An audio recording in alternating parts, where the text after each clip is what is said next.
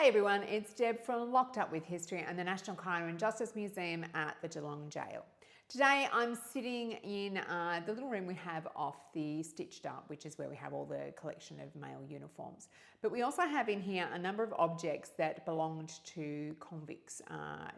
Mostly the collection is from around Tasmania, but there's some really interesting stuff in here. So we have a pair of convict shoes, which shows some of the shoes that the convicts would wear.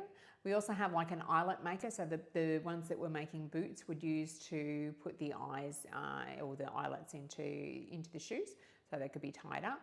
There's a rake, and we've also got a cannonball in here as well.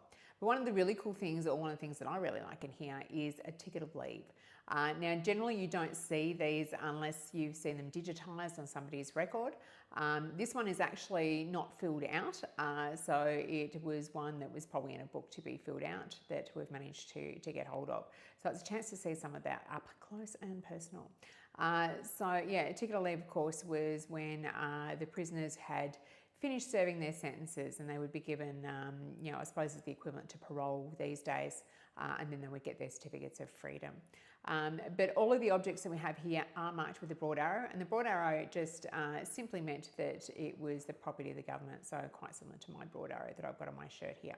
And it was just a government symbol to say that it belonged to the government.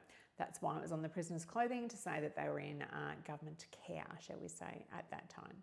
But yeah, we're open every day between 12 and 5, so come down and have a look at the items for yourself. Thanks, bye.